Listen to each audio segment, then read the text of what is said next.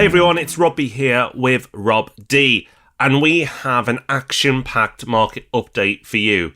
We have a strange month for property prices, some very big property predictions for next year, and of course we'll bring you up to date on everything else that's happening in the market, including rents, mortgages, and all the government shenanigans. There's lots to talk about.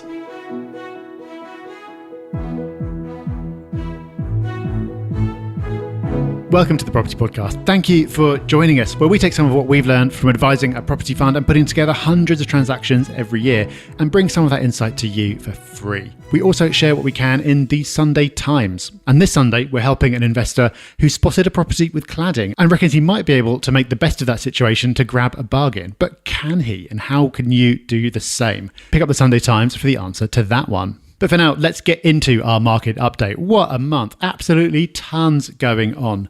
Two absolutely huge stories in the realms of politics, so we'll come to those. But Rob, we'll start as we always do with house prices. So into our market update. So much to pack in, absolutely loads coming up. But we'll start as we always do with house prices. And Rob, day is night, black is white, house prices are going up. What the hell is going on? I do not know, Rob. I'm going to stop trying to guess because it's a crazy market right now. Now, you may not know, listening to this, that last month, property prices went up. And I thought it might just be an anomaly because the nationwide price index came out first. And that showed that property prices had gone up for the month of October. Okay, but that's nationwide. But surely when Halifax's numbers come out, it might counteract that. It's just something wrong with their data. But no, Halifax also showed that property prices are up in October. So nationwide showed growth of nearly 1%, 0.9%. And Halifax actually went through 1% and prices rose by 1.1%. So decent growth for a month. Let's look at this. Over the last year, both indexes have shown that property prices have fallen by about 3%, just over 3% for the last 12 months. Now, they were both over 4%, but both have recovered by 1%. So that's really made a big impact on the last 12 months' data. I have to say, Rob, that I didn't see this coming. From what I'm seeing in the market, I didn't expect a horrific month. I just expected a nothing month, maybe a tiny bit down, maybe a 0.1 increase, but not as strong numbers as we've seen here. Which begs the question, what's going on?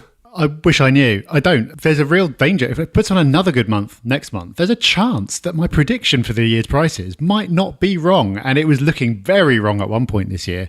I don't think that's going to happen, though. I can only assume that this is a blip and we'll see prices flat or down a bit next month because, like you say, can't see a reason for it and it's at odds with what we're seeing in the market. Not like we're seeing the market capitulating or anything like that. I'd be shocked if there were huge declines as well. But there isn't a turned a corner feel to the market yet, despite interest rates seemingly having peaked, mortgage rates coming down and all of that. It is worth saying, and Rightmove report on this, that sales volumes are low. They're obviously way down on the last couple of years because the previous couple of years have been mental, but they're 17% below 2019 levels. So there's less data for these indices to be based on, and you've still got this standoff between buyers and sellers. So the fact that prices have gone up a bit doesn't necessarily mean great, boom time is back again. It just means sellers are sticking to their guns because they can. There's no pressure to sell. And therefore, anyone who particularly wants to buy is paying their prices. So next month's data is absolutely now in a category of one to watch or one to listen to. We will report on those numbers. But there's a real risk, Rob, that this year could become a nothing year in terms of property prices, a year that people will go, well, nothing happened that year when they look back historically. Because at one point, it felt like, property prices could have a meaningful fall this year. But with this last month, and we'll see what happens over the next few months, it's ended up being quite a nothing year despite all the headlines. We'll see, and of course we'll bring you that data and that information when it arrives. But let's carry on with geeking out over some data because we've got the latest numbers from the Home Track report as well, which looks at house prices in the UK, but also focuses on cities. And we like this because it gets into the detail of the regions more than any other set of data. So Home Track do two types of reports. They do a top 20 cities and they do a top 60 as well. Now the top 20, really, really interesting, Rob. This one, again, has caught me off guard. It seems like a month of surprises where the data is. Edinburgh and Glasgow have powered their way to the top.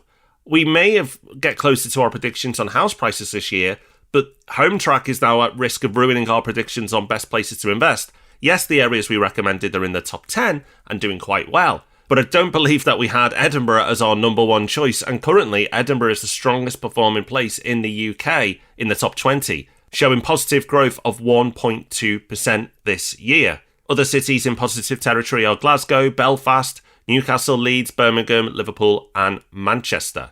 But we also like to look at the top 60 data as well, because we don't hear about these places as much and it's not reported on as much. And Rob, you've been looking at the worst performing areas, both on YouTube in your recent video and revealing all now. That's right. If you go to our YouTube channel, you'll see you put out a video last week about where house prices are falling the fastest. And that's based on the data that Rob's just been talking through. But in their commentary, Home Track also gives detail about some of the cities that it doesn't normally report on monthly.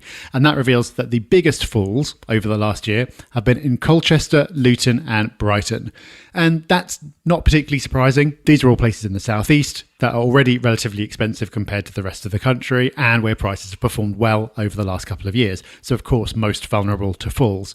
And they also point to the biggest rise because, yes, some parts of the country have been going up in value over the course of this year. And the biggest of those is in Halifax. And again, no particular surprise there because that's in the northwest and that is one of the regions that's been performing best. We actually did a deal in Halifax with Property Hub Invest this year, so the people who invested in that one are probably very happy right now. But we're also happy because people have started to make their property price predictions for next year, and Rob and I will be doing ours in January. It makes sense, but some brave, or maybe stupid souls have gone early and have decided that they are going to predict next year's property prices, and good on them. Now, we have two out so far, and I think it's fair to say it's quite different. So, first of all, Lloyd's have predicted a fall of 2.4% next year. I don't think there's any shock or controversy in that prediction. It looks like that's going to be roughly what property prices may do this year, there or thereabouts. But there's someone else who's gone out and they've got a different view on the market, and some people accuse Rob and I of being optimistic, but Pantheon Economics have come out and they believe that the property market will increase next year by 6%. So, Rob, that's quite a difference and quite a range. That's an 8% range between the two organisations that have gone first. Which one do you think is going to be right? Rob, you're going to have to wait till January for that one. I'm not going to give you a sneak preview now. But that range does show that it's all a bit silly, really, doesn't it? And I think the real winners are people who go extreme because whether they're right or wrong, they end up getting the media coverage. But we'll be trying to avoid that temptation when we make our predictions and when we review our predictions from this year, which we do every year, hold ourselves to account, however painful that may be. And this year, I think the answer is quite painful. Are you the type of property investor that likes the best deals possible, but with a helping hand on the way? Let's face it, that's most of us. If that sounds appealing, then you should check out Property Hub Invest. It's not for everyone. In fact, it's not for many people, but for a certain type of person, Property Hub Invest is fantastic. They bring you exclusive deals that you will not find online, and Property Hub Invest is a team full of experts, people who really understand property investment. So if you want to find out more about Property Hub Invest and how it may be able to help you, then go to propertyhub.net/invest.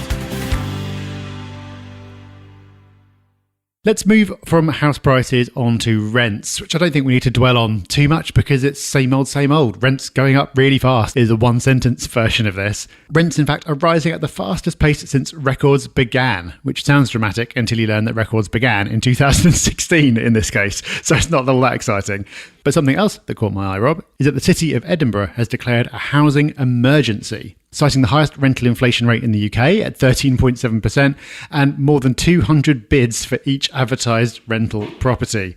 And I can't say it amused me because it's people's lives and so it's not funny, but given that Scotland has rent controls and is going to be introducing even stricter rent controls, this is not a great advert for that policy. And indeed, again, over on our YouTube channel, we've got a video on exactly this subject in terms of what's happened in Scotland and what's planned for Scotland as well. So do go check that one out. It's crazy. I feel like every month we have a segment on why rent controls don't work in Scotland. Please provide the evidence. But it's clearly backfired. It's made the problem worse.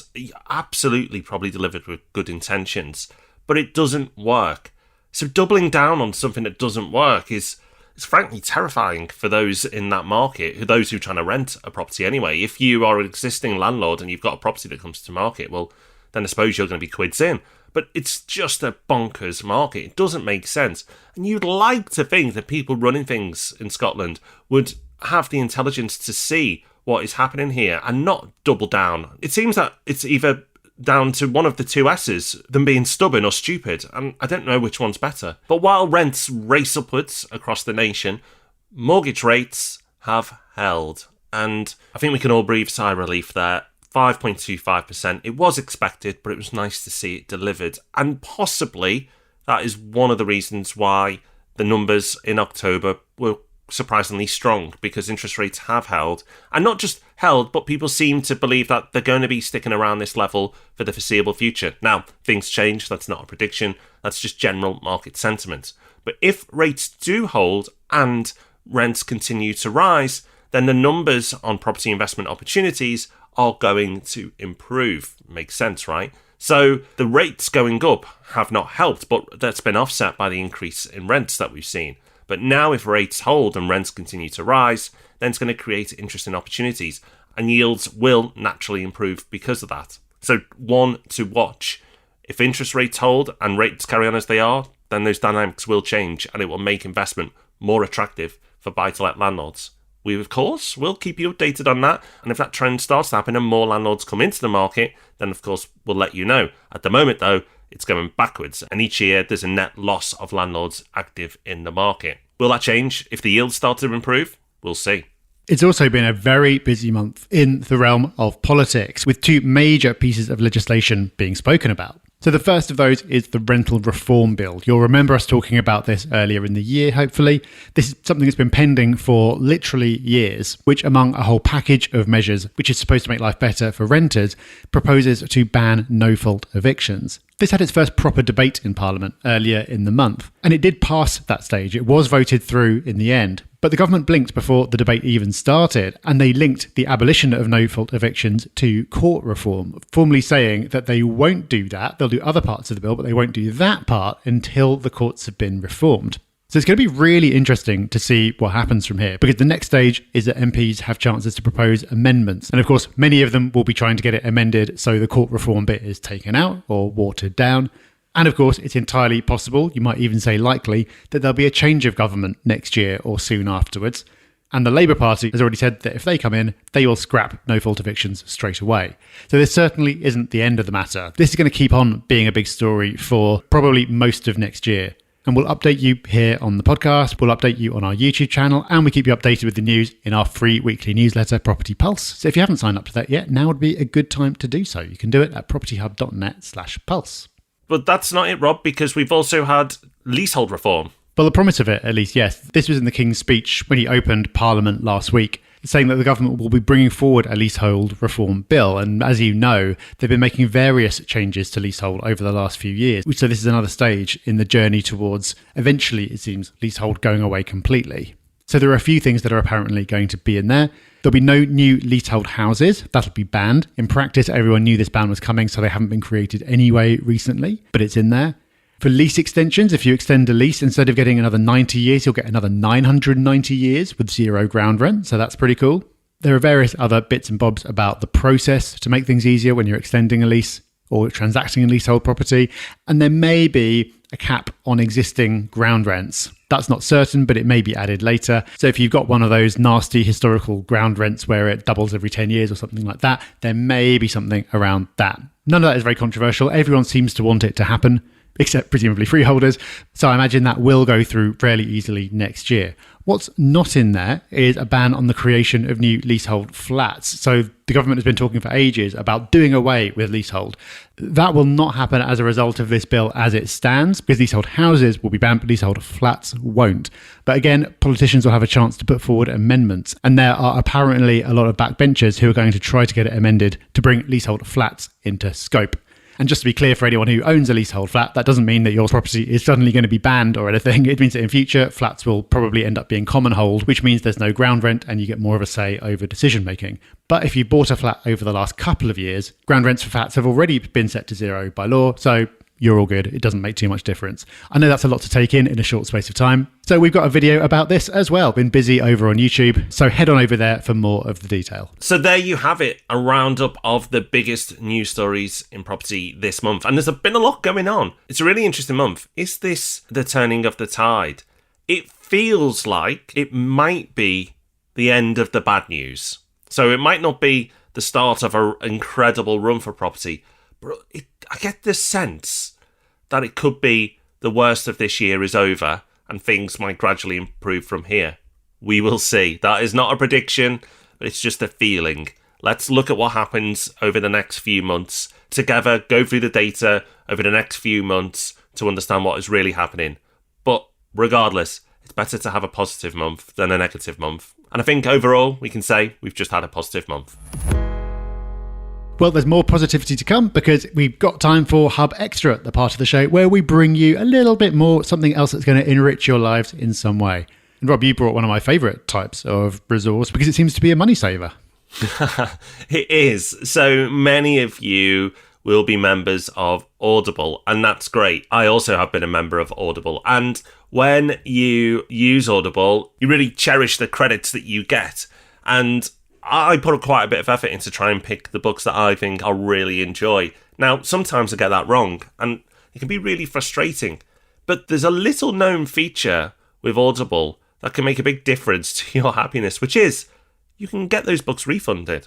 Yes, even though it is digital, and you can start it, you can even finish the book, but if you do not enjoy it, you can request a refund. Now, to the best of my knowledge, I don't believe you can do it through the app. You have to go onto the desktop version and log in that way. But you can then request a refund. Now, when I've done it, it's been instant. Now, I'm pleased to say I've never abused the system, but there have been times when I thought that book is pants. Like, why am I persevering? Let's give up. And I've gone on to then get a refund occasionally.